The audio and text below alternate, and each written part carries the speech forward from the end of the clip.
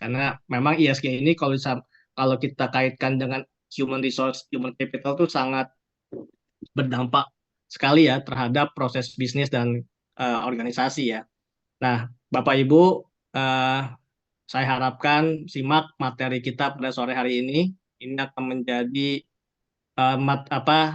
side added value ya knowledge kita di prodi MM kita, dan memang materi ini tidak akan ada di materi kuliah ya. Materi ini langsung kita dapatkan dari praktisnya Pak Roland ya. Dan semoga mungkin ke depannya Pak Roland bisa berkontribusi juga di prodi MM Pak. Ya nanti kita akan bicara lebih lanjut. Tanpa berpanjang kata, saya buka untuk Business Leader ini. Mungkin nanti akan ada sambutan lanjutan dari Pak Dekan. Saya ucapkan terima kasih. Assalamualaikum warahmatullahi wabarakatuh. Waalaikumsalam Waalaikumsalam warahmatullahi warahmatullahi wabarakatuh. wabarakatuh. Baik, terima kasih banyak Pak Dr.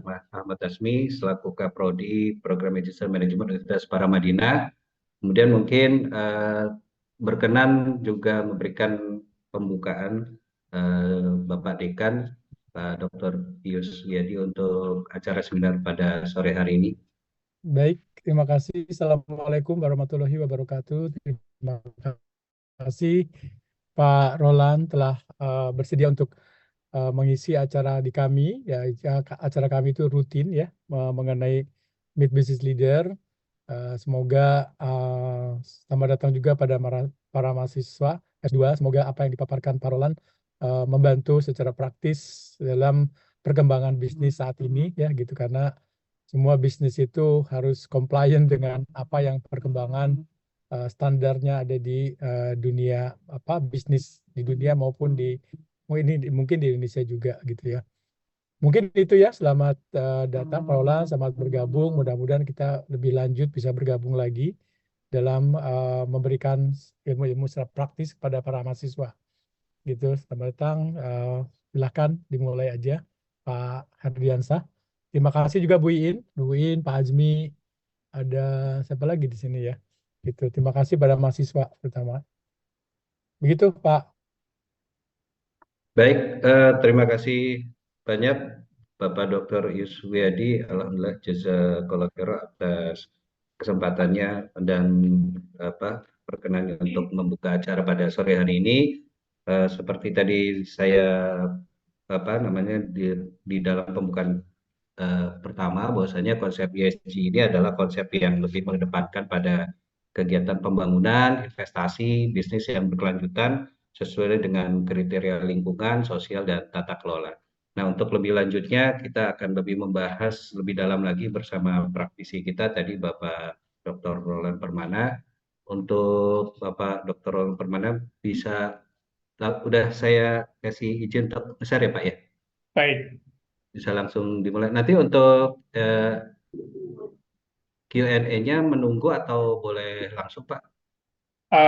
Mungkin boleh saya selesaikan dulu Pak Selesaikan Herdian dulu, ya, oke. jika berkenan. Baik, nanti kita akan ada waktu untuk Q&A Pak ya.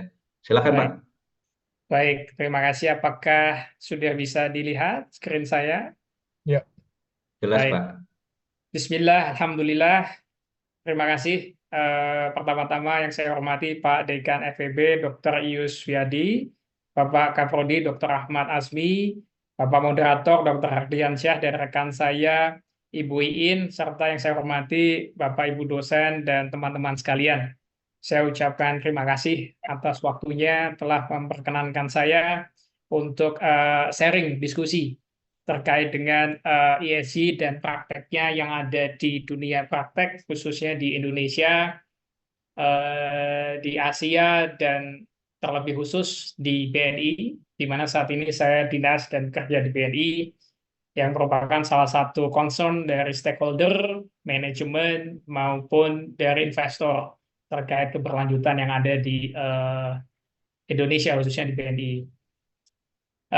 Bismillah, topik IS ini cukup panjang. Sebetulnya harus dibagi menjadi beberapa sesi. Namun untuk tahap awal, saya ingin share terkait dengan introduction of ESG dan sustainable finance yang ada di dunia saat ini, khususnya di BNI nantinya. Baik, Menurut saya kita mesti tahu dulu teman-teman sekalian, Bapak Ibu sekalian terkait dengan ESG. Saya tahu sudah pada mengerti terkait ESG, namun untuk lebih dalamnya izinkan saya jelaskan terkait ESG. ESG itu adalah suatu kegiatan atau suatu metrik terkait environmental, sosial, governance, yang merupakan metrik pengukuran kinerja agar suatu perusahaan agar lebih comply terhadap keberlanjutan. Keberlanjutan ini dibagi menjadi 3 pilar, yaitu lingkungan, sosial, dan tata kelola atau governance. Pada awalnya ESG diperkenalkan pada tahun 2026 oleh United Nations Principle for Responsible Investment Report. Disitulah pertama kali ESG diperkenalkan. Dari 3 aspek tersebut, yaitu aspek lingkungan, di dalamnya terdapat carbon emission, pollution, waste management, deforestation. Sedangkan sosial tentunya mencakup community yang ada di sekitar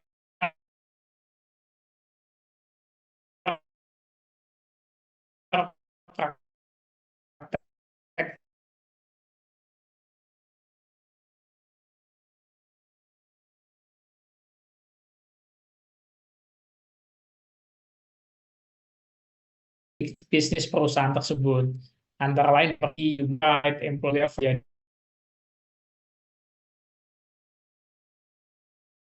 terkait dengan aktivitas bisnisnya itu muncul teori-teori yang ada. Teori modern menyatakan bahwa suatu perusahaan itu hanya fokus kepada aspek profit. Namun dalam perkembangannya ada aspek lain yang muncul, yaitu aspek lingkungan dan juga sosial. Nah, aspek lingkungan ini tidak lepas juga dengan adanya perubahan cuaca atau sekarang kita sebut dengan climate change. Di dalam resiko climate change ada 3 resiko utama yang muncul, yaitu physical risk, transition risk, dan juga liability risk. Physical risk antara lain adalah bencana alam. Kita kalau cek di media saat ini, kita cek di berita terjadi bencana alam seperti banjir, kenaikan permukaan air laut, dan juga peristiwa cuaca ekstrim yang sedang kita alami saat ini. Itulah semua masuk di dalam blok atau kriteria physical risk yang harus dimitigasi. Selanjutnya ada transition risk. Transition risk ini merupakan resiko akibat perubahan dari konvensional bisnis menjadi perubahan bisnis yang lingkungan atau environmental oriented. Tentunya adanya perubahan kebijakan, inovasi teknologi, dan preferensi konsumen terhadap produk-produk baru yang muncul yang ramah lingkungan. Terakhir tentunya ada liability risk yang harus dimitigasi oleh suatu perusahaan atau institusi, antara lain adalah penalti akibat tuntutan pemangku kepentingan dan juga penegakan peraturan yang terkait dengan perubahan cuaca secara ekstrim. Resiko-resiko itu menjadi concern oleh stakeholder, di mana stakeholder menghendaki agar manajemen suatu perusahaan fokus di dalam pengembangan ESG activity-nya dan juga mampu meningkatkan kinerja sehingga perusahaan mampu sustain atau berkelanjutan di dalam aspek bisnisnya. Terkait histori ESG sudah diawali cukup lama. Awal mula atau cikal bakalnya itu dimulai dari Rio Earth Summit pada tahun 1992 yang dimulai dengan ide untuk pengurangan dampak terhadap lingkungan. Kemudian dengan adanya Rio Earth Summit itu ditindaklanjuti atau di-follow up oleh Kyoto Protocol pada tahun 1997. Suatu conference terkait dengan climate change pada awal 1997. Hal itu juga menimbulkan banyak peneliti dan teori-teori baru terkait ESG. Salah satunya mungkin teman-teman, Bapak Ibu sekalian telah sangat paham terkait teori triple bottom line atau TBL yang dikeluarkan oleh Elkington pada tahun 1997 dan banyak menjadi referensi penelitian akademik selanjutnya, di mana Elkington mengkombinasikan 3 unsur penting agar suatu perusahaan lebih berkelanjutan atau sustain, yaitu people, profit, dan juga planet. Ini menarik teman-teman, pada tahun 2022 muncul Rio Plus 20 yang merupakan kelanjutan dari Rio Earth Summit yang merupakan konferensi terkait sustainable development awalnya. Nah, ESG ini atau aktivitas berkelanjutan ini mulai menjadi komitmen bagi negara-negara di dunia dengan adanya Paris Agreement, yaitu merupakan suatu international treaty on climate change yang diadakan pada tahun 2015 di Paris. Banyak negara yang hadir, termasuk Indonesia, yang memberikan komitmen terkait dengan pengurangan emisi gas rumah kaca. Nanti akan kita bahas pada slide selanjutnya. Kemudian United Nations pada tahun 2016 mengeluarkan 17 Sustainable Development Goals yang menjadi acuan bagi institusi, perusahaan, dan negara di dalam menerapkan aspek-aspek keberlanjutan di dalam aktivitas bisnisnya. Indonesia juga tidak mau kalah. Indonesia melalui OJK mengeluarkan 2 roadmap pengembangan keberlanjutan di Indonesia. Roadmap tahap pertama itu 2015 sampai dengan 2019, lebih kepada kebijakan, timeline, inisiatif yang akan dilakukan. Dan tahap kedua 2021 sampai dengan 2025 lebih kepada pengembangan dari tahap pertama tersebut. Sekarang kita ingin diskusi lebih lanjut terkait apa benefit dari ESG bagi suatu perusahaan, bagi suatu institusi. Ada 7 benefit yang dapat menjadi acuan mengapa suatu perusahaan menjalankan aktivitas ESG. Pertama, tentunya akan memperbaiki risk management. Perusahaan yang menjalankan aktivitas ESG-nya tentu akan lebih memappingkan bisnis proses, menemukan resiko yang muncul, dan tentunya akan melakukan mitigasi terhadap resiko-resiko tersebut. Resiko yang termitigasi diharapkan akan meningkatkan sustainability perusahaan dan pastinya akan membuat perusahaan lebih baik nilainya, valuasinya di market. Kemudian yang kedua, bagi asset manager dengan memiliki aktivitas ESG di dalam portfolionya, pemilihan emiten yang beraktivitas ESG, tentunya portfolionya akan lebih baik return-nya, dikarenakan perusahaan yang ber-ESG akan memiliki bisnis proses return yang lebih sustain. Demikian pula selanjutnya, perusahaan akan memberikan impact, memberikan kontribusi positif terhadap lingkungan, karena perusahaan akan lebih memperhatikan lingkungan, memiliki produk yang friendly kepada lingkungan, dan ada efek-efek seperti pengurangan emisi dan gas rumah kaca yang dilakukan. Sampai dengan tentunya ini akan memberikan kontribusi terhadap sustainable goal yang ada di dunia. Bagi perusahaan yang menjalankan ESG, selain mendapatkan benefit, perusahaan juga akan dirating oleh lembaga internasional. Rating ini biasanya dilakukan baik secara mandatori maupun voluntary, khususnya bagi perusahaan-perusahaan yang memang ingin mendapatkan benefit dari ESG tersebut. Rating tersebut bisa dilakukan oleh berbagai lembaga rating internasional, sehingga akan memberikan kredibilitas perusahaan bahwa perusahaan telah bersertifikat ESG sehingga dapat apply benefit kepada regulator ataupun kepada investor. Demikian pula perusahaan yang masuk kepada ESG Index tentunya akan meningkatkan appetite atau minat dari investor untuk berinvestasi pada perusahaan tersebut. Demikian pula ESG performance akan semakin baik dan harus di-maintain sehingga performance ESG tersebut akan lebih baik dan terdokumentasi yang nantinya didokumentasikan dalam bentuk sustainability reporting. Kita akan bahas nanti pada slide-slide selanjutnya. Kemudian kita ingin discuss sedikit terkait sustainable finance atau keuangan berkelanjutan. Keuangan berkelanjutan adalah suatu produk keuangan, baik jasa, yang memperhitungkan aspek-aspek ESG di dalam aktivitas bisnisnya, khususnya dalam aktivitas pembiayaannya, baik dia sebagai lender ataupun dia sebagai debtor, sebagai kreditur maupun sebagai debitur. European Investment Bank pada tahun 2023 mendefinisikan sustainable finance atau pembiayaan berkelanjutan adalah suatu keuangan yang berkaitan dengan aspek environmental, sosial, dan governance yang harus diperhitungkan di dalam setiap keputusan investasi. Kalau kita melihat tren pada chart berikut, bahkan sebelum tahun 2022, 2015 sampai dengan tahun 2022, tren pembiayaan berkelanjutan itu selalu mengalami tren peningkatan. Beberapa riset memproyeksikan bahwa sustainable finance mengalami tren peningkatan bahkan terus sampai dengan tahun 2032. Bagi perbankan sendiri, kalau teman-teman melakukan riset terkait pembiayaan berkelanjutan, khususnya di bank-bank di Indonesia, di Bank Buku 4, mereka memiliki target penyaluran pembiayaan berkelanjutan yang selalu meningkat. Jikalau target pembiayaan berkelanjutan tidak meningkat, itu akan memiliki dampak negatif terkait dengan persepsi investor bahwa perusahaan tersebut tidak menjalankan aktivitas berkelanjutan secara optimal.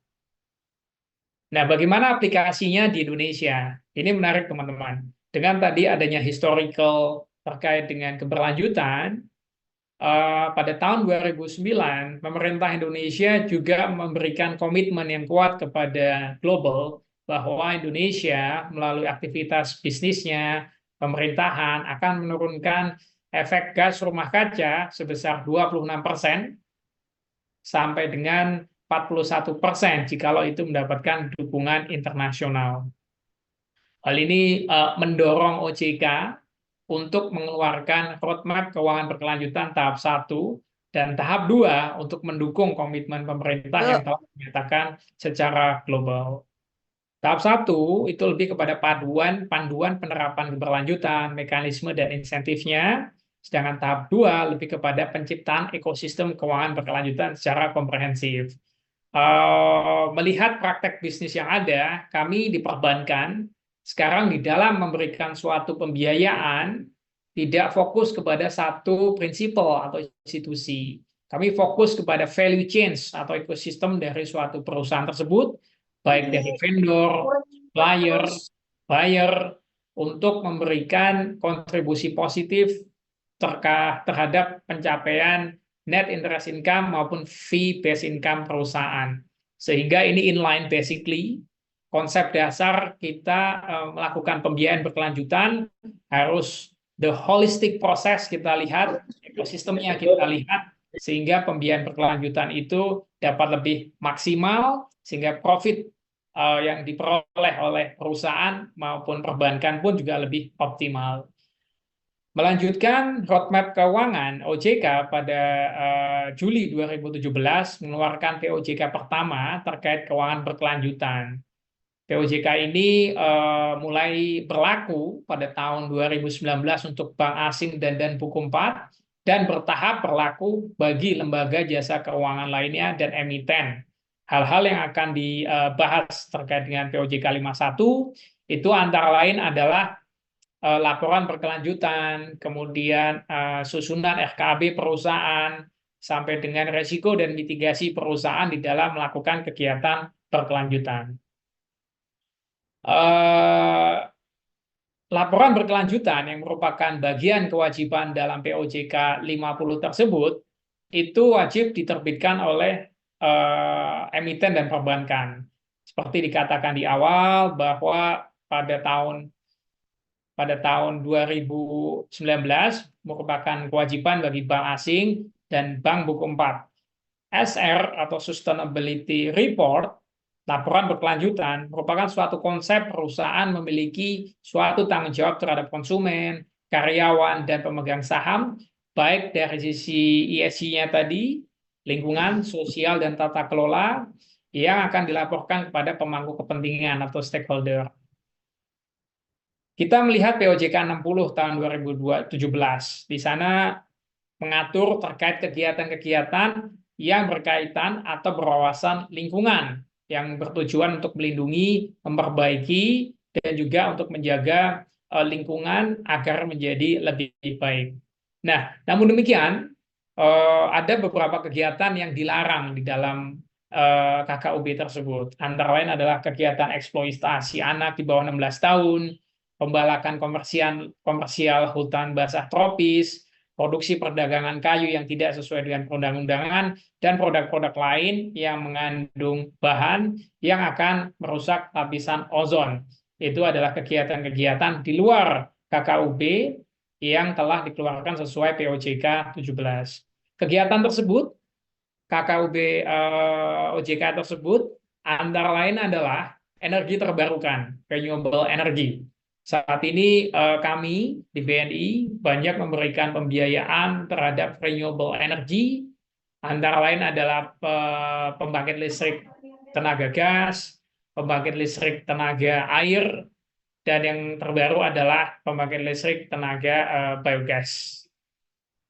Itu merupakan salah satu target utama pembiayaan kami di dalam meningkatkan portfolio pembiayaan berkelanjutan. Selanjutnya, kategori yang lain adalah efisiensi energi. Efisiensi energi ini di kami banyak melihat bisnis proses perusahaan di dalam melakukan efisiensi energi, termasuk pengurangan bahan bakar diesel. Selain itu, kami juga melihat di BNI, kita melihat juga pembiayaan green building. Itu merupakan salah satu target pembiayaan yang merupakan bagian dari efisiensi energi yang masuk di dalam POJK 60. Demikian pula transportasi ramah lingkungan, teman-teman bisa melihat busway, shelter bus yang ada di Indonesia sudah mulai menggunakan EV. Kami juga banyak memberikan pembiayaan untuk pembangkit listrik tenaga air ataupun juga perusahaan-perusahaan nikel yang memproduksi EV, baterai listrik. Itu merupakan salah satu target pembiayaan kami yang nantinya tentunya menjadi bahan bakar transportasi ramah lingkungan. Kami juga fokus di BNI untuk pembiayaan usaha mikro, kecil, dan menengah, karena berdasarkan KKUB OJK, pembiayaan UMKM, SMI, itu masuk ke dalam program KKUB OJK yang bisa masuk di dalam laporan keberlanjutan yang dirilis oleh perbankan. Baik, kita banyak tahu mengenai annual report, dan sekarang ada sustainability report. Kita ingin sedikit discuss apa perbedaan antara AR dan juga SR. Pertama adalah fokusnya. AR lebih fokus kepada kinerja ekonomi, sedangkan SR lebih fokus kepada kinerja lingkungan, sosial, dan value creation. Jadi kita bisa melihat aspek holistik ESG itu ada di dalam SR. Kemudian dari sisi numbers, AR lebih fokus kepada numbers, sedangkan SR bukan hanya numbers, tapi ada target manajemen terkait dengan aktivitas ESG dan berkelanjutan yang harus dipaparkan dan disampaikan di dalam laporan tersebut. Kemudian natural. AR lebih kepada historical information, sedangkan SR lebih kepada forward-looking statement. Prinsipal, AR lebih kepada kelengkapan dan GCG, sedangkan SR lebih kepada materialitas aspek yang relevan. Tentunya aspek itu tidak terlepas dari aspek ESG yang sudah terstandar secara nasional maupun internasional. Guideline untuk KR adalah IFRS, sedangkan untuk SR di Indonesia adalah POJK 51, dan secara internasional standarnya adalah GRI, SASB, dan lain sebagainya. Namun untuk saat ini hampir 90% emiten di Indonesia atau perusahaan di Indonesia, termasuk kami BNI, menggunakan standar GRI di dalam penyusunan SR-nya. Sedangkan untuk opini, AR dilengkapi dengan opini audit KP di dalam bagian laporan keuangan, sedangkan SR opininya lebih statement independen terkait dengan reporting yang disajikan oleh emiten. AR merupakan laporan mandatori pada umumnya dan khususnya pada perusahaan terdaftar, sedangkan SR mandatori untuk beberapa perusahaan, khususnya di bidang lembaga jasa keuangan, emiten, dan juga beberapa perusahaan lain yang memang relevan atau ingin meningkatkan reputasi perusahaan tersebut kepada stakeholder. Baik, isi laporan berkelanjutan secara singkat adalah penjelasan strategi keberlanjutan perusahaan, 3 aspek ekonomi, sosial, dan governance disampaikan,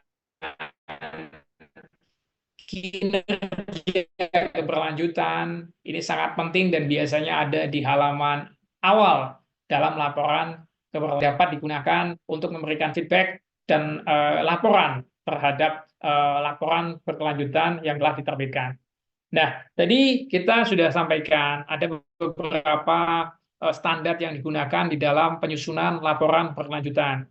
Antara lain adalah GRI atau Global Reporting Initiative, SASB atau Sustainability Accounting Standard Board.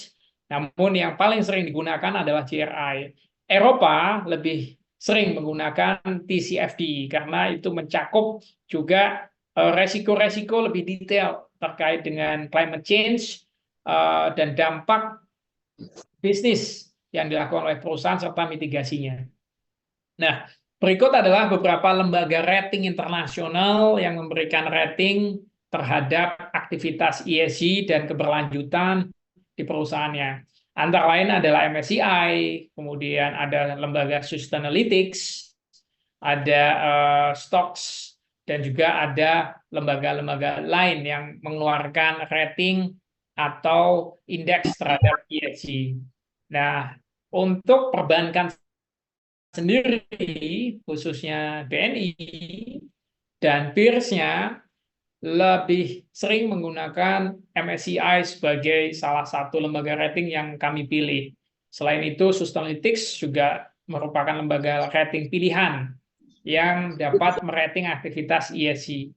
Masing-masing lembaga rating memiliki matriks penilaian yang hampir sama, namun detail scoringnya pun berbeda-beda.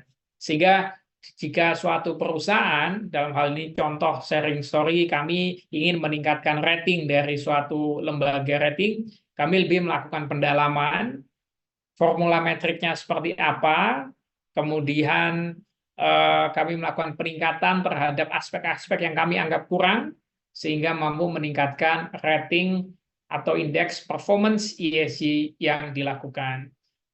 Saya punya pengalaman terutama terkait dengan peningkatan rating Bank BNI. Kalau teman-teman cek di website atau di Sustainability Report BNI, kami mengalami penurunan ESG pada tahun 2021 oleh lembaga rating MSCI. Kemudian kami membentuk suatu tim untuk meningkatkan rating tersebut. Alhamdulillah hasilnya cukup baik.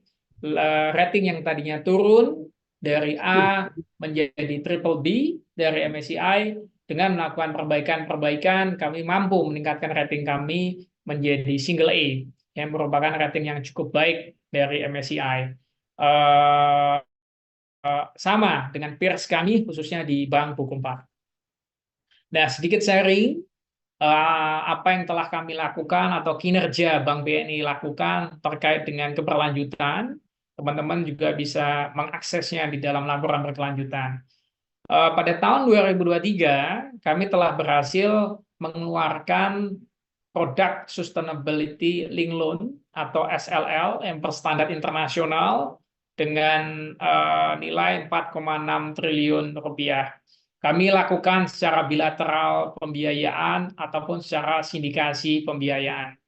Ini mampu meningkatkan reputasi kami di mata stakeholder, khususnya investor.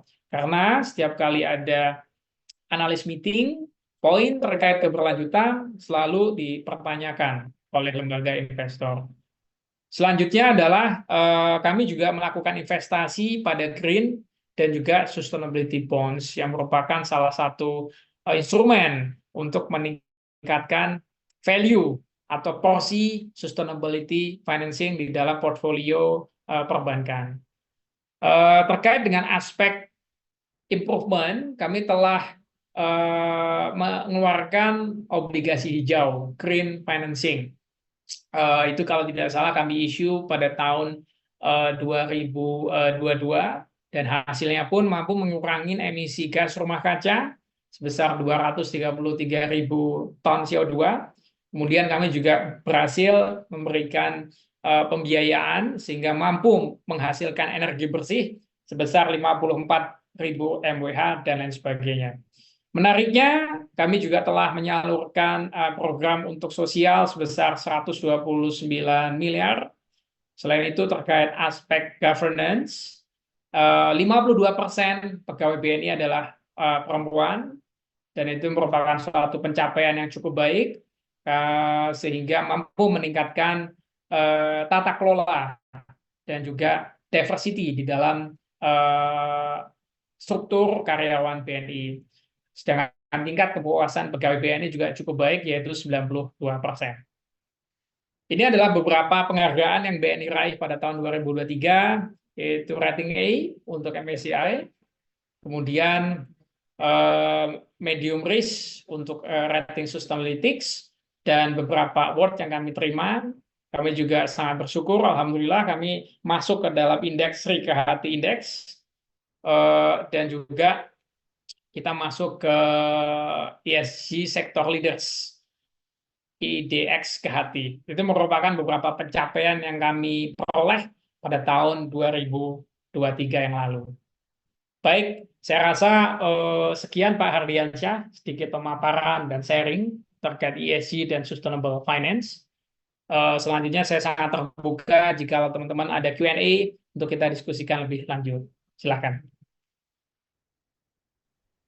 Baik, terima kasih atas pemaparannya Pak Dr. Roland Perdana. Sebelum mungkin kita masuk ke sesi Q&A, saya sedikit ada pertanyaan dulu mungkin Pak diawali dengan saya Pak. Tadi Bapak ada menyebutkan bahwasanya pelaksanaan ESG itu memerlukan indikator atau kredit rating ya Pak ya, kayak semacam kredit rating, dan salah satunya di situ Bapak menyebutkan bahwasanya lembaga pemeringkat ratingnya adalah MSCI atau Morgan Stanley Pak.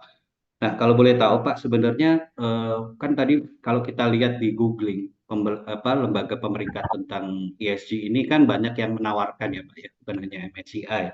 Sebenarnya untuk rating ini sifatnya itu sudah terstandardized atau dia sifatnya lebih subjektif dari tiap-tiap lembaga peringkat, itu ada indikator masing-masing atau memang dia sifatnya standar, atau memang apakah ini sudah terregulasi atau tidak? Maksudnya apakah misalkan saya adalah seorang debitur gitu ya, atau seorang pebisnis, kemudian saya ingin mengajukan kredit kepada perbankan, indikator atau lembaga pemeringkat mana yang harus saya apply gitu ya, comply? Apakah saya harus ke MSCI atau tadi yang Bapak bilang ada apa Sustainalytics itu atau yang lain-lain? Mungkin itu dulu Pak. Baik, terima kasih Pak Hardiansyah atas Ya. pertanyaannya yang cukup baik. Jadi memang Pak Hardiansyah, ada banyak lembaga rating internasional yang ada di market saat ini, dan benar yang saat ini cukup famous itu adalah MSCI dan juga Sustainalytics. Masing-masing lembaga rating memiliki metrik penilaian yang berbeda-beda. Namun demikian, acuan mereka itu adalah acuan global. Jadi ketika mereka melakukan rating, tentunya mereka melihat aspek-aspek aktivitas dan policy yang digunakan oleh BNI atau dalam hal ini adalah emiten, disesuaikan dengan standar global. Saya ambil sedikit contoh. Pada saat itu kami di rating oleh lembaga Sustainalytics, Pak Ardiansyah. Dari 17 aktivitas keberlanjutan yang kami laporkan, ada satu aktivitas yang tidak bisa dinilai positif oleh mereka, yaitu adalah pembiayaan untuk SME atau Small Medium Enterprise. OJK masih memasukkan sesuai POJK 60, pembiayaan SME merupakan laporan kegiatan berkelanjutan. Namun pihak Sustainalytics mengeluarkan bagian pembiayaan untuk SME tersebut sebagai bagian keberlanjutan. Kenapa? Hal ini karena mereka mengacu kepada global standard, yaitu standar reporting, antara lain adalah Global Loan Principles yang ada di market, di mana Global Loans Principle itu tidak memasukkan pembiayaan berkelanjutan di dalam bagian dari laporan berkelanjutannya. Salah satu contohnya itu, Pak. Namun demikian, in prinsip, 3 pilar di dalam aktivitas berkelanjutan itu harus ada, yaitu lingkungan, sosial, dan tata kelola. Sedangkan pendalamannya pun disesuaikan juga dengan standar internasional. Seperti tadi yang saya katakan, bisa menggunakan standar untuk Global Loan Principle. Contoh lain, Pak Ardiansyah, pada saat kami mengajukan untuk pembiayaan renewable energy. OJK Oke. itu mereka memasukkan pembiayaan pembangkit listrik tenaga air, semua jenis pembangkit listrik tenaga air sebagai pembiayaan berkelanjutan. Namun demikian, contohnya Sustainalytics, mereka memisahkan antara pembangkit listrik tenaga air mini hydro dengan pembangkit listrik tenaga air non mini hydro. Mini hydro sampai dengan 10 megawatt. Non mini hydro di atas 10 megawatt. Nah, bagi Sustainalytics, mereka exclude pembiayaan yang di atas 10 megawatt. Hal itu kenapa? Karena mereka mengacu pada standar global. Jikalau pembangkit listrik tenaga air di atas 10 megawatt, tentunya memerlukan dam. Dam ini akan merusak lingkungan. Sehingga standar-standar ini yang mungkin harus kita sesuaikan dengan portfolio pembiayaan yang ingin kita tuju. Begitu Pak Ardiansyah. Ya, baik Pak Dr. Roland. Jadi memang sementara ini sifat dari kredit rating tersebut sifatnya lebih pada subjektif ya Pak ya. Jadi belum ada standar global yang artinya semua lembaga pemeringkat itu satu platform atau bisa di Ya trade biarin off aja. antara satu lembaga pemeringkat Ya. dengan lembaga pemeringkat yang lain. Soalnya ada satu kasus saya lihat di googling Pak. Di Google itu ada satu kasus, misalkan contoh kita ambil bisnis McDonald ya Pak, bisnis fast food restoran McDonald gitu. Di Eropa itu dia total emisinya itu gede banget gitu, besar banget. Karena apa? Karena mereka kan masih menggunakan daging sapi ya Pak ya, masih mengkonsumsi dan consumption of beef-nya itu tinggi banget. Dan bahkan di situ total emisinya kalau dihitung itu bisa sampai setingkat emisi dari negara Portugal atau negara Hungaria gitu.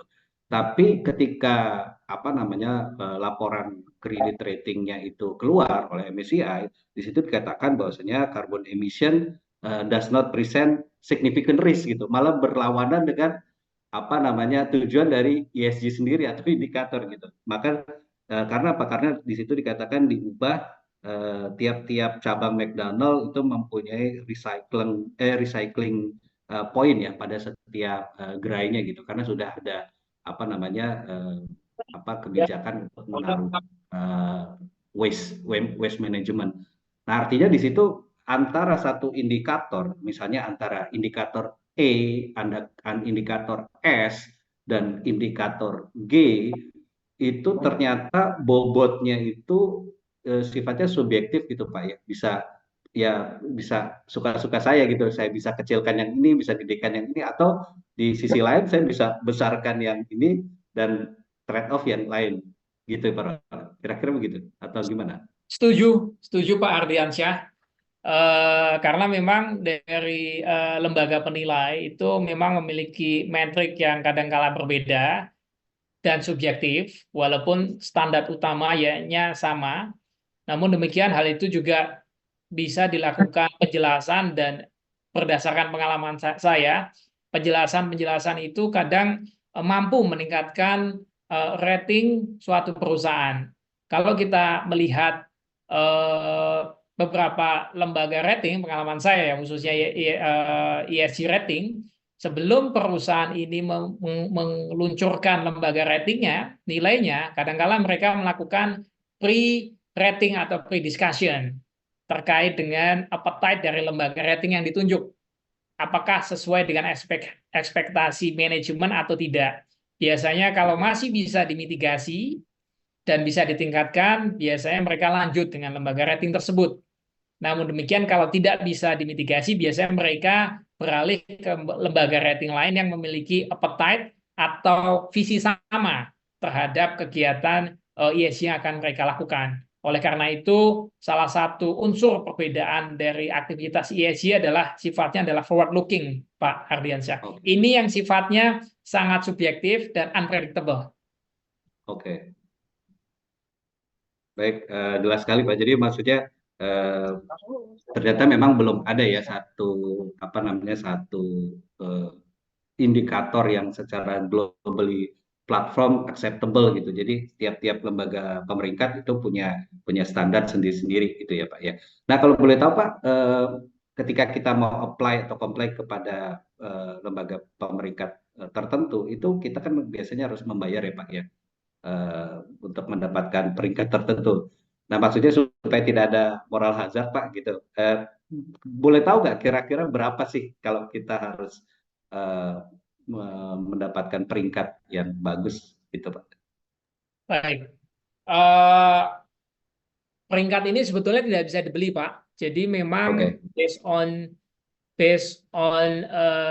planning, business planning terkait oke, ESG dan juga tren serta historical aktivitas ESG yang dilakukan oleh suatu emiten. Jadi oke. memang ratingnya tidak bisa dibeli, namun jasa lembaga rating ini cukup bervariasi, Pak.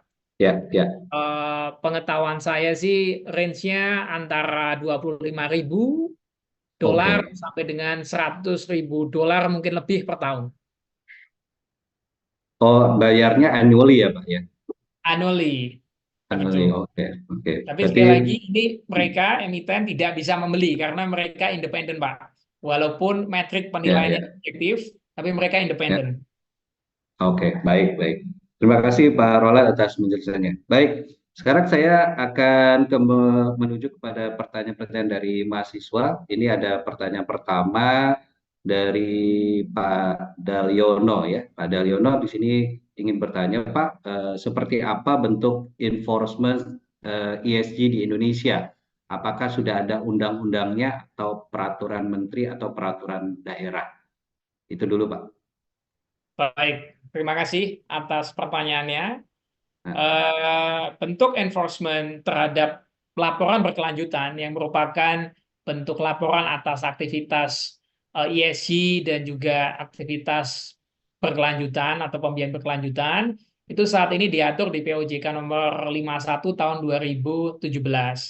Itu mengatur 3 hal prinsip. Yang pertama adalah laporan berkelanjutan yang harus diterbitkan, kemudian rencana aksi keuangan berkelanjutan, dan juga monitoringnya terhadap aktivitas berkelanjutan yang akan dilakukan oleh perusahaan.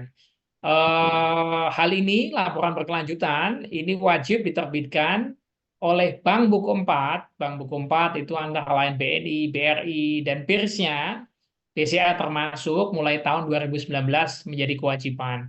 Dan diikuti Bank Buku 3, kemudian lembaga jasa keuangan, dan emiten lainnya bertahap sampai dengan 2025. Jadi seharusnya per 2025 itu semua perusahaan terdaftar di Bursa Efek Indonesia wajib menerbitkan laporan berkelanjutan plus juga perusahaan jasa keuangan. Mungkin seperti itu. baik, jadi sementara ini peraturan yang baru terbit adalah peraturan dari POJK ya Pak ya untuk lembaga keuangan ya Pak ya untuk Betul. ESG ini. Untuk peraturan dari pemerintah daerah sendiri yang tentang atau berkaitan dengan ESG ini apa sudah ada Pak atau mungkin Baik. belum ada? Terkait ini saya akan cek Pak Ardiansyah karena Ya, kebetulan baik. Pansel lebih nasional, tapi setahu saya Ya. belum ada Pak Ardiansyah. Saya akan double cek. Oke, oke. Baik, Pak. Jadi kalau mungkin sedikit kita kembali ke asalnya tadi ESG ini kan kalau di luar sana kan memang agak sedikit kontroversial ya Pak. Karena bahkan di US sendiri kalau nggak salah itu ada 18 negara bagian yang di mana kebijakan yang investasi atau financing yang memakai konsep ESG ini justru di-ban oleh pemerintah eh, negara bagiannya itu sendiri ya. Kenapa? Karena mereka bilang bahwasanya ya contoh misalnya negara bagian Texas, Pak. Kita tahu di negara bagian Texas itu mereka production oil gitu ya, oil and gas.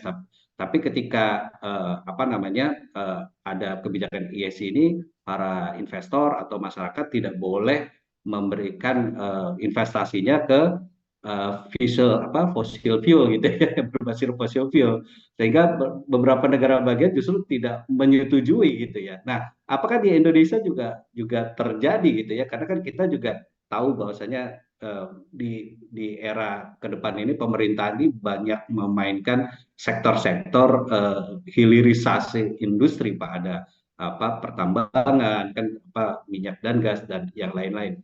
Apakah tidak ada maksudnya pemerintah daerah yang mungkin mengeluarkan peraturan atau kebijakan yang tidak sinkron atau menentang gitu. Tapi kembali lagi karena di Amerika kan memang dikuasai oleh dua partai besar ya Pak, Partai Republik dan Partai Demokrat. Bagaimana kalau di Indonesia sepengetahuan Pak Ronald ada seperti itu? Baik, sepengetahuan saya Pak, untuk Ya, pemerintah daerah itu oke, belum mengeluarkan spesifik peraturan terkait dengan kegiatan ESG. oke, Berdasarkan hemat kami di BNI, kami berpatokan kepada standarnya OJK atau justru kita berpatokan pada standar global. oke, Karena BNI punya 8 cabang internasional, Pak. baik, Jadi bisnis keberlanjutan dalam konteks pembiayaan berkelanjutan kami itu harus comply terhadap regulasi yang ada di internasional dan khususnya nanti akan di-compile terhadap regulasi yang ada di Indonesia, khususnya OJK, Pak. Bagi kami baik, kan kami kiblat aturannya adalah OJK. Nah, OJK OJK. setahu kami baru mengeluarkan POJK 51 itu dan POJK 60 terkait dengan instrumen green bond. Begitu, Pak. Green financing. Oke, baik. Kita kembali ke pertanyaan mahasiswa, Pak. Dari Bapak Evan Safrian Nugraha, di sini beliau bertanya, apakah ada proyek strategis nasional yang saat ini menggunakan konsep sustainable financing, Pak? Baik. Banyak sekali Pak proyek nasional yang menggunakan konsep sustainable financing, khususnya PLN Pak dan Oke, Pertamina ya. Bahkan Semen Indonesia pun juga memiliki menggunakan konsep sustainable financing. Sebagai contoh, PLN ini melakukan pembangunan pembangkit listrik tenaga gas. Mereka juga sudah mulai comply terhadap OJK dan mereka report juga dalam bentuk sustainability reporting. Untuk Semen Indonesia, Pak, kami melakukan pembiayaan terhadap salah satu plan Semen Indonesia yang ada unsur pengurangan emisi. Kami memberikan pembiayaan secara sindikasi bersama dengan beberapa bank lokal dan bank internasional dalam bentuk sustainability link loan, di mana aspek dari pembiayaan tersebut adalah mengkaitkan dengan KPI, dalam hal ini Semen Indonesia ya, atau Semen Bangun Indonesia ya, di dalam mencapai target KPI ESG yang telah dicanangkan atau disetujui oleh lender. baik. Jikalau Semen Indonesia mampu mencapai KPI yang telah di-set up itu sendiri dan telah diverifikasi oleh lembaga rating terkait KPI tersebut, kami akan memberikan insentif berupa penurunan margin tingkat suku bunga. Itu mungkin Pak, terkait dengan konsep pembiayaan yang berlaku secara nasional. Oke. Jadi kalau yang saya tangkap sekarang, kalau misalnya dari BNI sendiri, Pak, bagaimana BNI memberikan apa namanya analisa kelayakan ya, Pak ya? Karena kalau pada umumnya kan bank kita tahu 5C itu ya, Pak ya, character, capacity dan lain-lain. Dan dengan ada masuknya apa namanya konsep ESG ini berarti kan sekarang ada ESG risk gitu ya, Pak ya.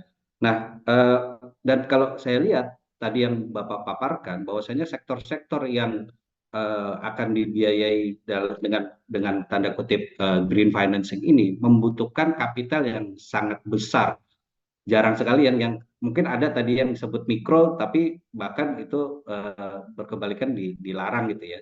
Jadi yang tinggal sekarang adalah proyek-proyek yang membutuhkan modal yang sangat besar gitu. Dan tentu kalau kita membutuhkan modal sangat besar, risikonya juga besar gitu, Pak. Nah, bagaimana kira-kira BNI bisa memitigasi risiko ini, Pak? Kira-kira. Baik, terima kasih Pak Ardiansyah.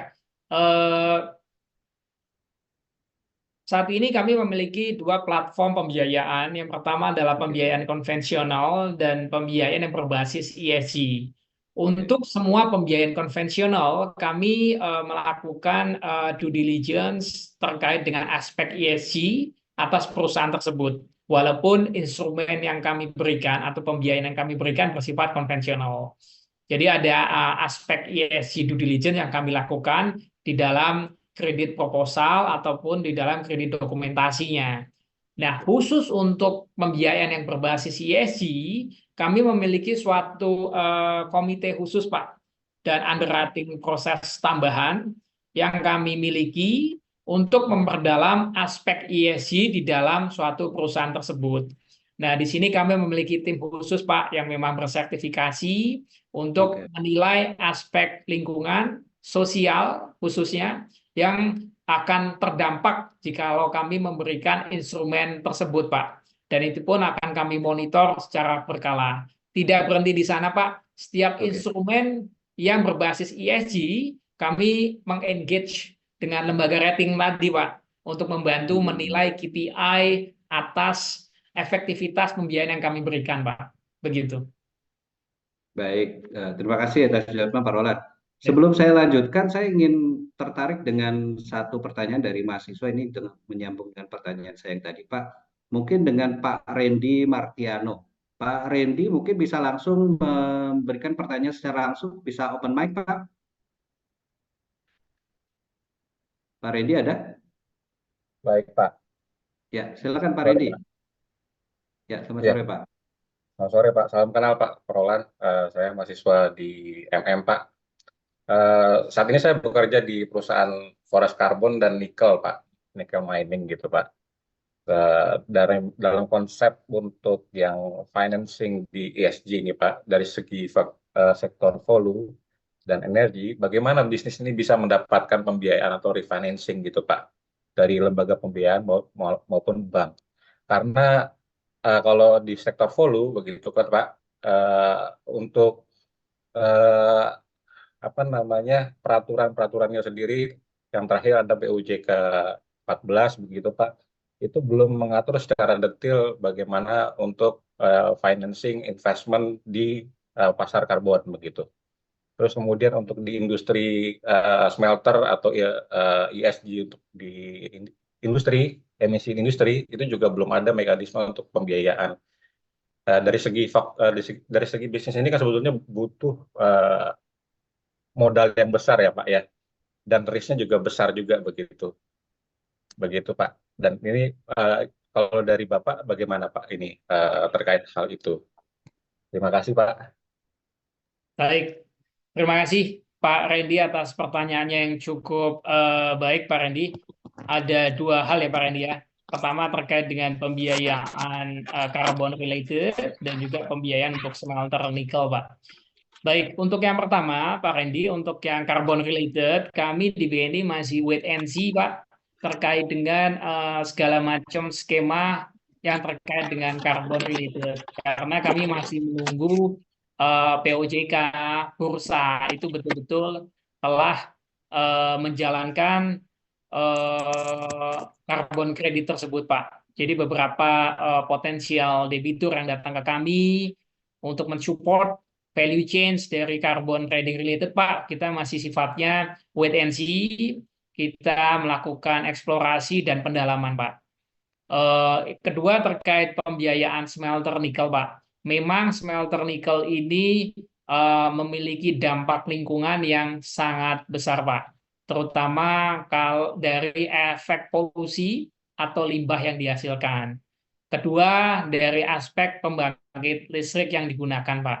Nah, biasanya di dalam kami melakukan due diligence, beberapa poin penting Pak saja, Pak, yang kami sampaikan. Pertama, untuk polusi, Pak, kami melakukan penilaian lebih lanjut, Pak, terkait dengan limbah yang dihasilkan. Untuk perusahaan smelter nikel yang besar, biasanya mereka memiliki deep tailing sea, Pak. Nah, sehingga jikalau limbahnya itu dibuang di dalam deep tailing sea, saya rasa itu memberikan dampak yang relatif lebih kecil dibandingkan limbahnya itu dibuang tidak di deep tailing. Kedua, kami menghindari atau kami lebih melihat kepada pembiayaan nikel yang memang bahan dasarnya, bahan powernya itu hidro, Pak. Sehingga itu akan mengurangi aspek-aspek polusi ataupun emisi yang akan dihasilkan. Sekiranya itu Pak, yang pengalaman kami yang kami lakukan untuk pembiayaan smelter nikel. Baik, Pak Roland. Terima kasih. Dari Pak Randy udah jelas Pak Randy? Sementara sudah Pak, terima kasih Pak ilmunya Pak. Oh, Oke, baik. Sebelum saya lanjutkan ke pertanyaan mahasiswa lagi, Pak, tadi Bapak menyinggung sedikit tentang apa namanya carbon offset ya, Pak ya. Eh, Tadi kalau misalnya pembiayaan tadi Bapak di BNI sudah ada komite risiko sendiri untuk apa debitur-debitur yang akan mengajukan kredit, Pak. Nah, mungkin Bapak tahu term ini ya, Pak. Bagaimana dengan perusahaan-perusahaan yang sekarang dalam tanda kutip melakukan yang namanya greenwashing, Pak. Jadi perusahaan-perusahaan yang mereka sebenarnya eh, nggak layak gitu ya, secara tidak tidak benar-benar green, tapi mereka mengklaim dan bahkan mereka melakukan aktivitas atau mengiklankan eh, perusahaannya kepada pasar bahwasanya mereka adalah perusahaan yang berwawasan lingkungan gitu ya. Contohnya kemarin kita terakhir adalah kasus H&M ya Pak ya.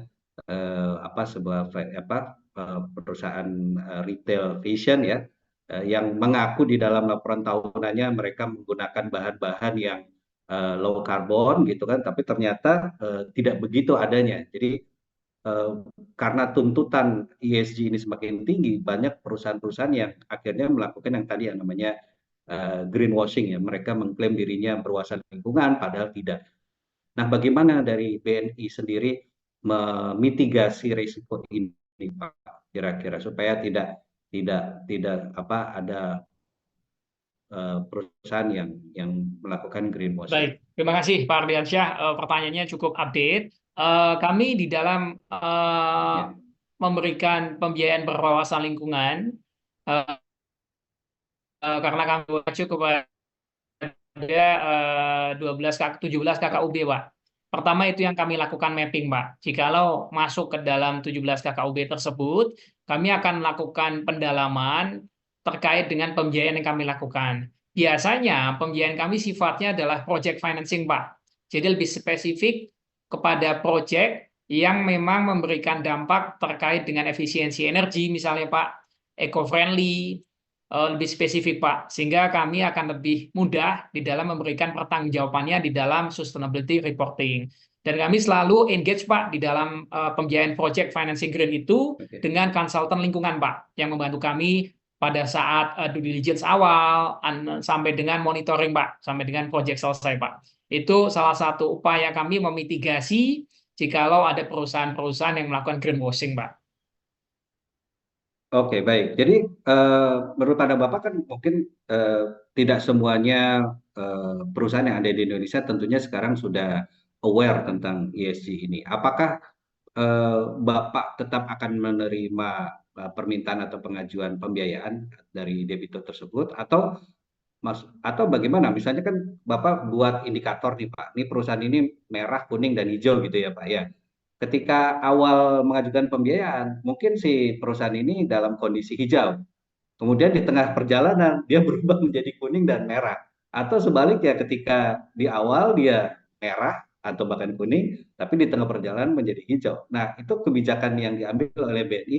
Tadi kan Bapak bilang harus sampai dengan akhir proyek. Itu bagaimana kira-kira? Baik, pada saat awal Pak Ardiansyah, kita melakukan due diligence terhadap proposal. Jikalau dia masuk ke dalam 17 kriteria dan debitur bersedia menggunakan pembiayaan berbasis lingkungan, maka kami akan terus memonitor, Pak. Berarti dia masuk ke kategori yang tadi saya katakan, yaitu pembiayaan ESG. Namun kalau sejak awal debitur itu ragu-ragu terkait dengan aktivitas atau pembiayaan berwawasan lingkungan, kami akan masukkan ke kategori pembiayaan konvensional, Pak. Nah, dampaknya begini, Pak. Jikalau debitur itu mengambil pembiayaan berwawasan lingkungan, banyak biaya-biaya tambahan dalam konteks penilaian KPI, kemudian investasi yang lebih tinggi di tahap awal, Pak. Namun jikalau nanti debitur itu bisa memenuhi KPI yang telah diajukan kepada kreditur, maka debitur tersebut akan mendapatkan insentif penurunan margin bunga, Pak. Demikian pula Oh, oke. sebaliknya. Kalau nggak bisa achieve KPI, akan terdapat peningkatan margin tingkat suku bunga. Maka dari itu, dalam proses penyusunan bisnis plan, pembiayaan harus benar-benar matang, Pak. Karena terkait dengan cost of fund yang akan dibayar debitur. Oke, jadi di awal bisa jadi dia dapat suku bunga tinggi, tapi seiring dengan perjalanan mereka bisa comply dengan ESG, suku bunganya bisa turun ya Pak ya, kira-kira Betul, begitu ya Pak ya. betul, Pak. Oke, baik Pak, terima kasih. Sekarang kita lanjutkan lagi ke pertanyaan dari mahasiswa Pak. Ini ada pertanyaan dari Pak Riki Setiawan Putranto Pak. Kalau di sektor-sektor lain itu biasanya kan ada kayak semacam target dari OJK untuk berapa besaran persentase kredit yang diberikan oleh perbankan, Pak.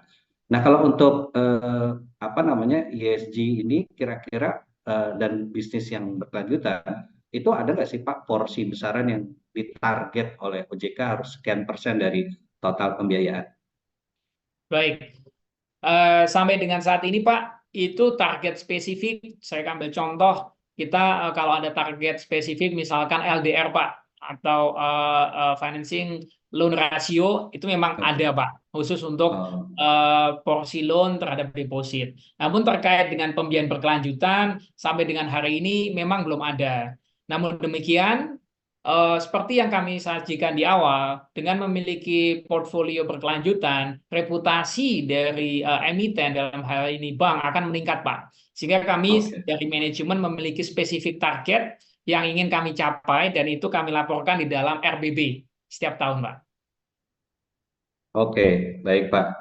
Kemudian lanjut Pak di pertanyaan mahasiswa dari Mas Pak Bayu Pradita, ini juga izin bertanya, apa inisiatif ESG yang dilakukan PT BNI Persero Tbk yang paling berdampak?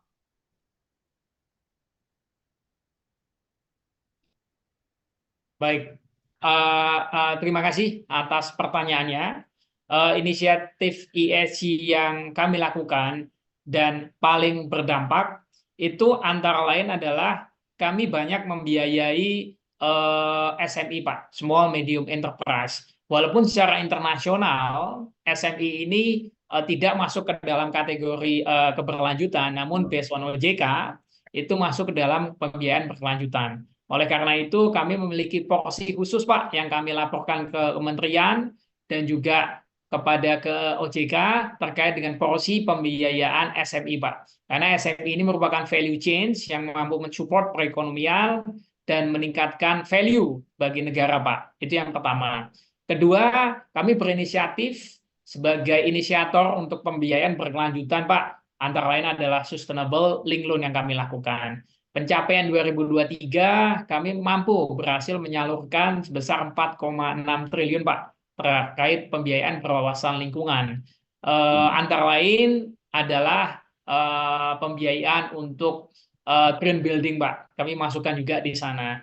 Pembiayaan green building, Pak, tentunya akan membuat menjadi lebih eco-friendly ya, Pak ya. Itu akan memberikan dampak pengurangan terhadap efek rumah kaca.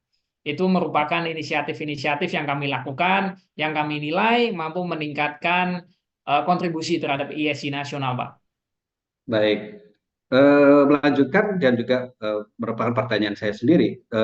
Ketika tadi PT BNI melakukan inisiatif-inisiatif ESG sebagai aktor dari pelaku ESG, tadi di dalam salah satu pilar environment dikatakan selain ada carbon offset, tadi juga ada waste management ya Pak ya. Nah, bagaimana ini sering dengan pertanyaan mahasiswa dari Ibu Nurul Miftah, bagaimana pengelolaan sampah atau waste management yang dilakukan oleh PT Bank BNI Persero, Pak? Baik, menarik, Pak. Pertama, sebelum ke sana, Pak, kami dengan new era setelah COVID ini, Ya. Pak, jadi ada new working era, Pak, yang kami lakukan.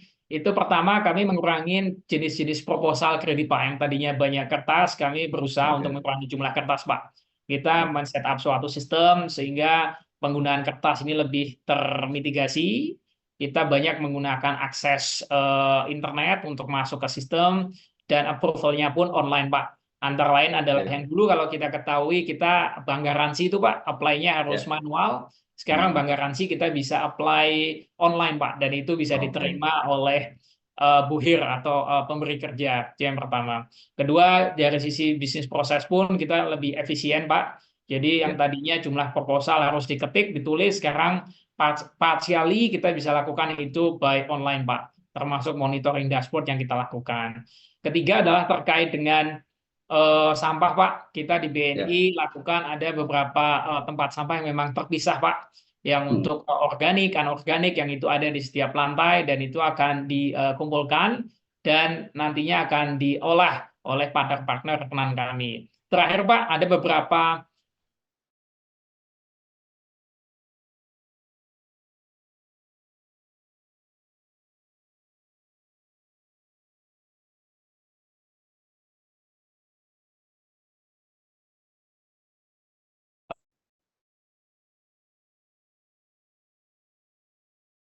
fossil Pak. Begitu Pak.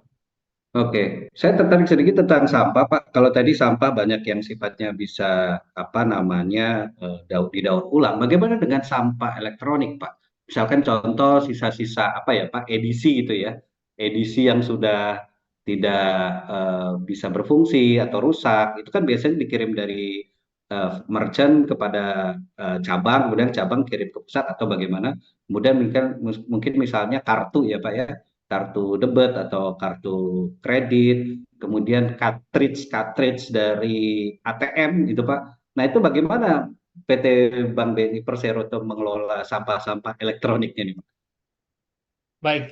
Eh, untuk pengelolaan sampah elektronik, Pak, biasanya, Pak, nggak semuanya. Yang saya tahu memang kita banyak bekerja sama dengan vendor. Hal itu juga bersamaan juga Oke, dengan skema kita menggunakan atau membeli kartu edisi dengan vendor, Pak. Setahu saya oke. nggak semuanya itu kita olah sendiri, Pak. Jadi memang sebagian yang ada transfer risk ke vendor yang Hmm, menyediakan hal tersebut. Antara lain Pak, kita juga menggunakan vendor untuk ATM, CRM itu nggak semuanya kita miliki Pak. Sehingga oke. itu mengurangi resiko juga terkait dengan sampah elektronik Pak. Kita sewa ke mereka. Sewa ya Pak ya. Jadi kalau kalau boleh saya tangkap apa namanya sebenarnya dengan adanya konsep ESG ini eh, menambah beban dari perbankan ya sih, maksudnya ada kos yang harus dikeluarkan dan harus mengelola yang sampah-sampah itu dan kegiatan-kegiatan lain. Atau memang ada kos yang dialokasikan khusus untuk apa namanya ESG ini, Pak, di BNI. Baik, benar sekali Pak Hardiansyah.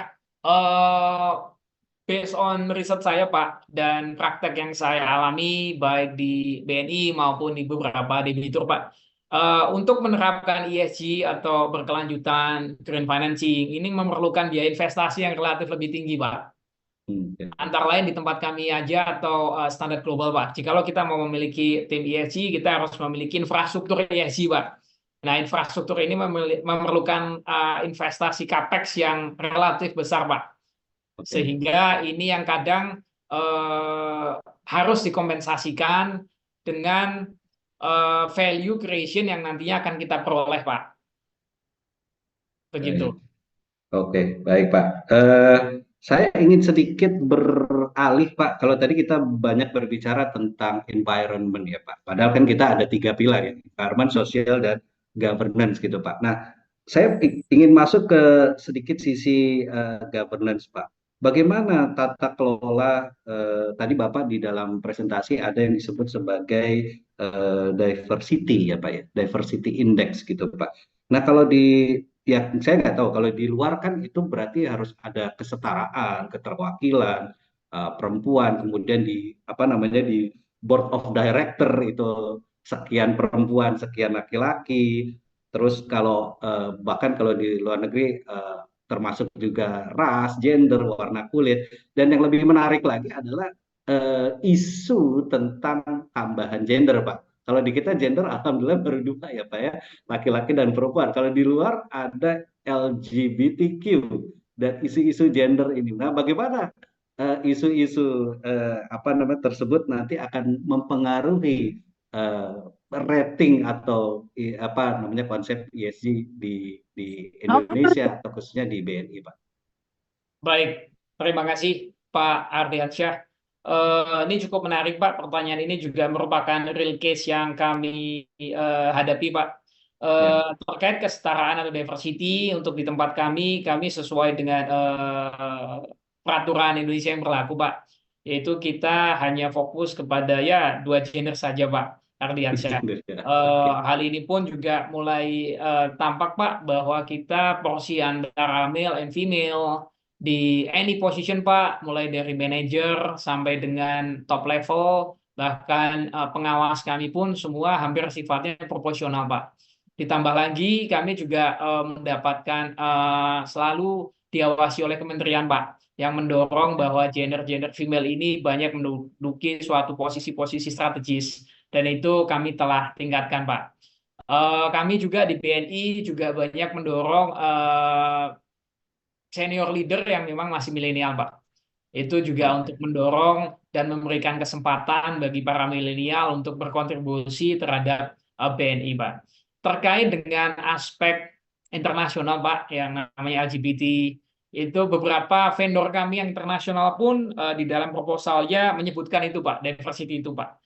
Namun demikian kami jelaskan bahwa kami tidak mendukung LGBT karena memang secara etika, secara undang-undang pun tidak mendukung ke arah sana. Sehingga yang kami lakukan adalah di dalam setiap dokumentasi perjanjian kerjasama, kami exclude semua dokumen yang memang mengarahkan ke LGBT. Jikalau perusahaan tersebut atau vendor internasional tersebut membuka untuk LGBT, itu biarlah menjadi ranah internal mereka. Namun kami sangat menolak itu menjadi ranah di dalam dokumentasi atau kerjasama yang kita lakukan, Pak. Oke, baik Pak. Jadi sedikit tentang misalnya keterwakilan ya Pak. Kalau di dalam konsep manajemen SDM kan you have to put the right man on the right position gitu ya Pak. Regardless gender gitu. Nah, kalau dengan adanya konsep ESG ini kan kayak semacam yang diversity tapi sifatnya yang dipaksakan gitu ya Pak. Harus ada perempuannya walaupun atau harus ada laki-lakinya walaupun nanti tidak the right man on the right position. Itu bagaimana menurut Bapak? Ini mungkin di sini juga ada Pak Asmi juga bisa menanggapi ini konsep SDM yang akan bercampur dengan ESG gitu ya, kebijakan ESG. Baik, pengalaman saya Pak, walaupun kita ada target untuk diversity dan proporsi yang sama ya Pak ya, kita selalu melakukan assessment yang sangat komprehensif Pak. Jikalau talent internal itu tidak memenuhi, kita selalu membuka talent eksternal Pak untuk masuk, untuk menduduki posisi tersebut dengan gender tertentu Pak. Itu pun juga kami rasakan Pak, sembari kita melakukan grooming Pak terhadap talent-talent dengan gender tertentu Pak, supaya proporsional gender ke depannya itu lebih sustain begitu Pak. Lebih sustain. Oke, baik, ini menarik jadi penelitian nih gitu ya. Perwakilan tentang perempuan dan laki-laki di dalam konsep ESG ya. Kemudian saya lanjut lagi ke pertanyaan mahasiswa. Saya mungkin izin langsung minta open mic aja dari Ibu Siti Aminah. Bu Siti Aminah masih iya monitor? masih Pak, masih mendengar Silakan mengajukan setia pertanyaannya secara langsung. banget Pak. Kebetulan saya kerjanya di perusahaan TBK gitu ya. Dan ini udah jadi isu dari tahun lalu terkait tentang adanya ESG ini. Dan saya dapat informasi Pak, katanya di pasar modal bahkan akan diperjualbelikan itu terkait kredit karbon. Jadi perusahaan-perusahaan TBK itu harus memenuhi standar berapa skor gitu yang harus mereka penuhi agar mereka mendapatkan pendanaan dari investor. Nah, akan tetapi kalau misalkan kurang atau skornya tidak memenuhi, katanya ini Pak, memang apakah benar itu ada perjualbelikan skor itu di pasar modal, dan yang memperjualbelikan itu yang memperjualkan adalah perusahaan-perusahaan yang dia kelebihan justru, maka dia terlebih dari standar yang ditetapkan gitu. Itu sih Pak, saya penasaran apakah benar isu itu Pak di pasar modal terkait kredit karbon yang diperjualbelikan tersebut. Terima kasih Pak. Baik, terima kasih pertanyaannya Ibu Siti Aminah. Terkait dengan bursa karbon, itu memang sudah mulai dicanangkan oleh pemerintah. Namun kami di BNI sebagai lembaga pembiayaan bank, itu kami saat ini sifatnya wait and see sampai marketnya betul-betul mature, karena kami benar-benar ingin prudent di dalam melakukan dan memberikan pembiayaan berbasis karbon. Namun secara konsep, dan yang saat ini memang ada, dan beberapa debitur kami pun melakukan, adalah mereka sudah melakukan carbon offset dengan tradingnya itu tidak di Indonesia. Dan potensi pembiayaan atau royaltinya atas carbon offset ini cukup besar. Hal inilah yang menjadi salah satu baseline kenapa pemerintah kita ingin membawa carbon trading yang ada di luar masuk ke Indonesia dengan adanya bursa karbon tersebut. Namun karena belum mature dan belum stable, posisi kami adalah wait and see. Nah, terkait dengan mekanisme carbon trading itu ada yang sifatnya mandatory, ada yang sifatnya voluntary. Bagi perusahaan yang memang telah berhasil untuk memiliki carbon kredit lebih di luar target, dia bisa melakukan penjualan kepada perusahaan yang memang target karbonnya itu kurang. Contoh perusahaan batu bara atau pembangkit listrik tenaga batu bara, mereka wajib untuk menerbitkan mencapai penurunan emisi tertentu dengan melakukan penanaman tumbuhan. Jikalau nggak tercapai, maka perusahaan itu akan kena denda. Nah, daripada dia kena denda, dia membeli kelebihan karbon efisien yang dilakukan oleh perusahaan lain. Itu salah satu mekanismenya yang ada, namun kami di BNI masih wait and see. Mungkin begitu. Berarti benar ya Pak, isu yang saya dapat itu ya. Benar. Saya menanya sih Pak, untuk harganya itu belum ada ketetapan dari pemerintah nggak standarnya? Apakah ada head lah? Atau seterahnya mereka deh gitu? Mau jual berapa? Ya gitu. Baik, untuk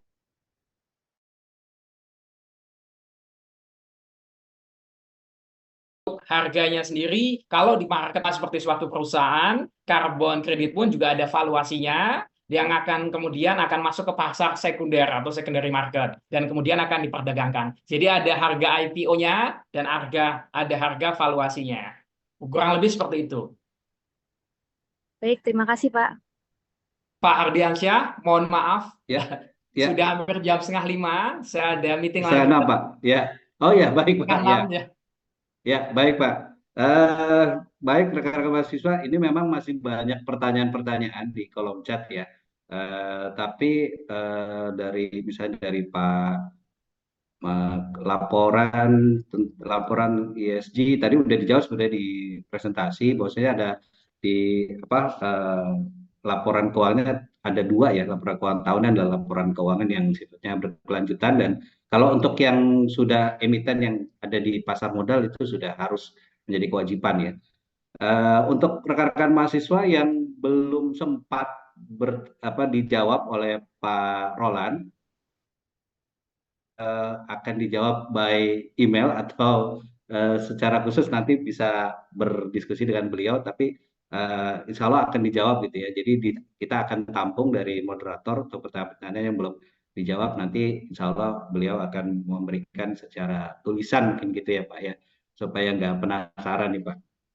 Baik, dengan senang hati Pak, izin juga saya akan drop nomor WA saya Pak. Saya sangat Silakan Pak. menjalin diskusi dengan teman-teman dan Bapak Ibu dosen untuk kita lanjutkan diskusinya Pak. Silakan Pak.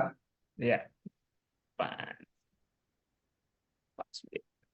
Ini terakhir siapa? PUDPW. Semoga ada mata kuliah khusus untuk sustainability di Paramadina.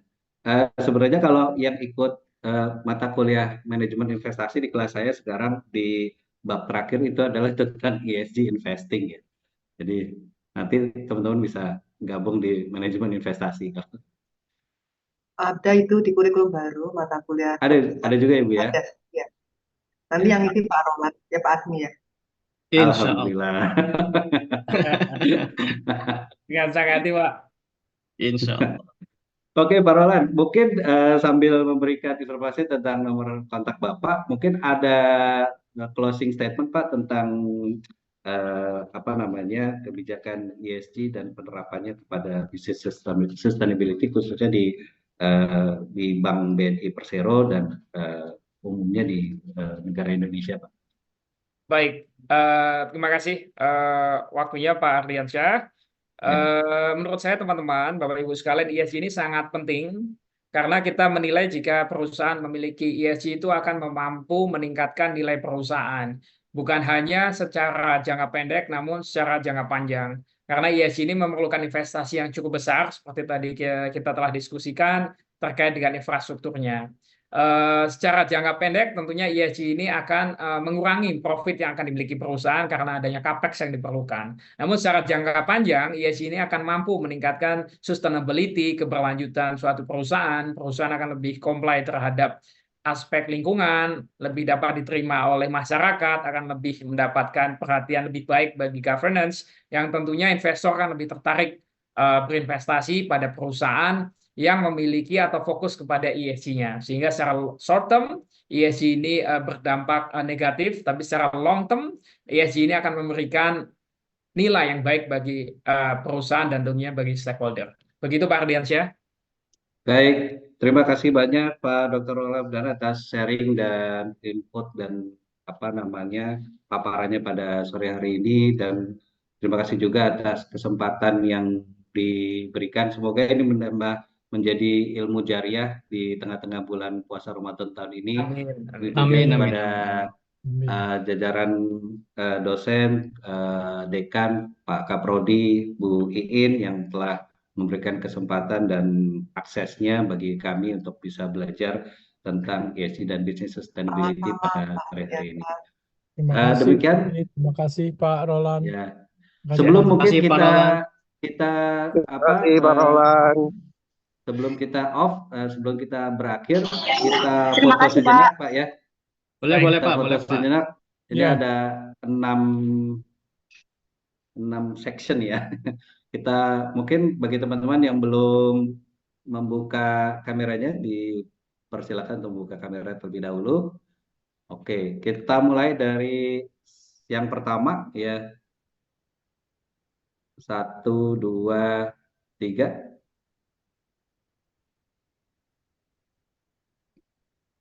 Oke, sekarang kita masuk yang kedua. 1, 2, 3.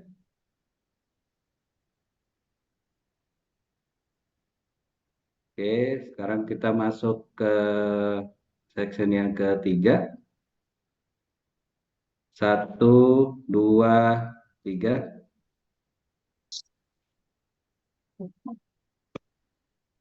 Oke, sekarang masuk yang keempat. 1, 2, 3.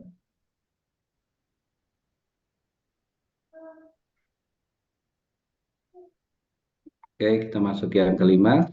1, 2, 3. Oke, dan terakhir yang ke-6. 1, 2, 3.